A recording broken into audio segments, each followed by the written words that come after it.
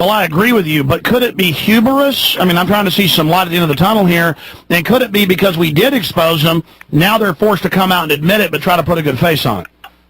Well, I think there's a little bit of both. I think they're closer to it than, we would like, and not as nearly as close as they would like. It's not coming together as quickly from their point of view and too quickly from ours. But again, I think what we're witnessing right now, and I think this is the only hope we have, is the preservation of the nation states. The idea that countries, constitutions, they cannot be touched, they're sacred. And again, for the people who are listening to the show for the first time, you better understand that the politicians, the mainstream politicians running for the elections in the United States, none of these people out there, the Clintons, the Obamas, the McCains, they do not represent your interests.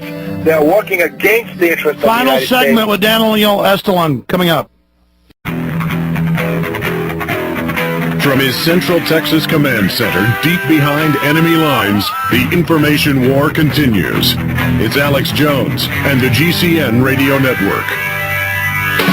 Daniel, we've only got a few minutes left. Tell folks about your trip, some of the places you're going to be. They go to danielestulin.com, learn more.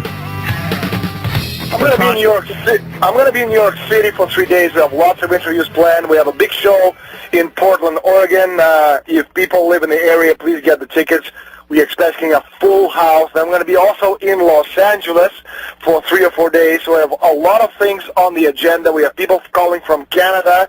We have interviews planned in Seattle, in Miami, I think it's Philadelphia, and Chicago. This will be over the phone, obviously. And again, big trip, second trip to the States in the last 6 months. A lot of interest in the book. The book is still ranked in the top 500 on Amazon.com.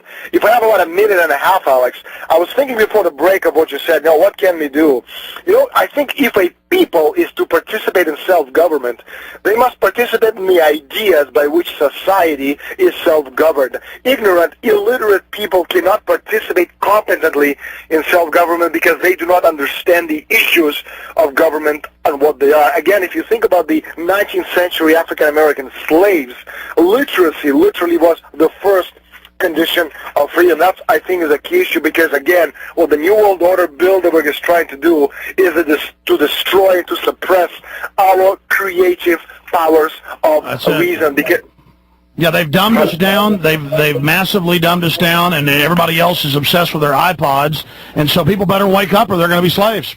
If we can wake up from the stupor, again, drunken stupor, I think it could literally mean the death of oligarchism, because nations which foster the creative mental development of their population produce people which will not tolerate oligarchical forms of rule indefinitely. Only illiterate and technologically backwards population will. Indeed, I think illiteracy and technological backwardness are contributing causes for the emergence of this oligarchical one world order rule. And again, all you need to do is just to look at the young United States as a federal republic as a demonstration of this point, because in the 18th century, the average American was culturally and economically superior to the average Briton of the 18th century. And again, that speaks volumes. The idea is the interdependency between levels of technological progress and potential population density, which the Bilderbergers are trying to destroy.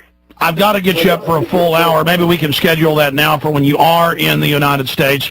I want to thank you for all you've done. Folks can get your best-selling book at Infowars.com right now, or stores all over the place, though it's sold out. Quite a few places are going into your fourth printing in the U.S. edition. Over a million plus sold globally?